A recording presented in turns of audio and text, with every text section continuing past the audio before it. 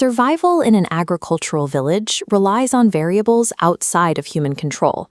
When the rains fail and the crops dry up, the community faces an immediate physical threat to its existence. Amidst this volatility, an old woman lives alone near a banyan tree. Despite her age and lack of family support, she maintains a consistent, joyful presence that stands in direct opposition to the environmental stress around her. Radha, a younger woman in the village, represents the opposite emotional baseline. Her husband is in the city searching for work. No money has arrived, and her children are hungry.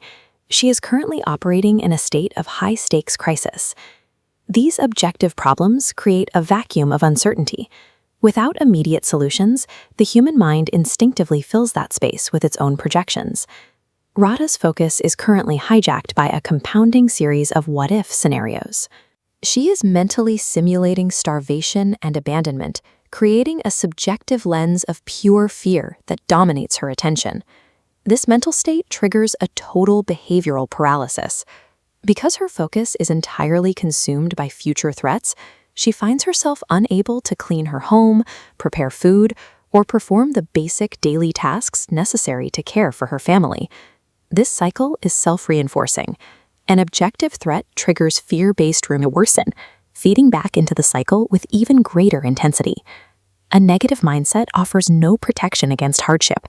Instead, it functions as a drain, stripping away the physical energy and agency required to survive the very problems that triggered the fear. Radha visits the old woman, who proposes a shift in logic. While negative thoughts degrade her ability to function, positive thoughts can restore it. To demonstrate, the elder describes a man sitting by a river, paralyzed by his own poverty. He is weeping because he lacks food, money, and a family, focusing entirely on the void in his life. The intervention occurs when he is forced to look at his immediate surroundings. He is told to observe the river, the trees, and the sun, assets that are currently present and available to him. By shifting his visual focus to these resources, the man's panic subsides. He stops crying and reaches a state of emotional equilibrium. Cataloging existing resources stabilizes the mind, whereas fixating on scarcity consistently produces despair. The man's life changed because he adjusted the mechanical input of his thoughts. By altering what he allowed into his focus, he changed how he was able to move through the world. We can view this as an agency algorithm. Every objective problem passes through a subjective lens before it results in an action.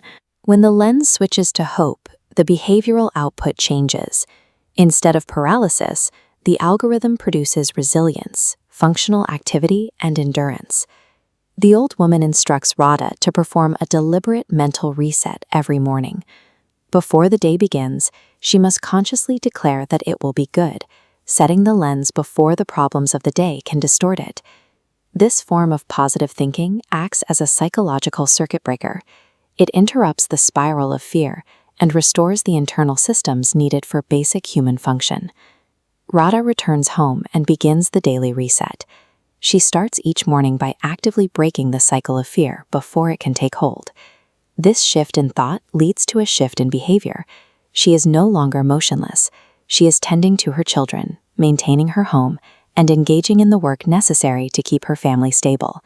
These daily actions create an upward spiral of momentum. Her consistent routine builds the structural endurance she needs to wait out the weeks of uncertainty. Eventually, the letter arrives with the money from her husband.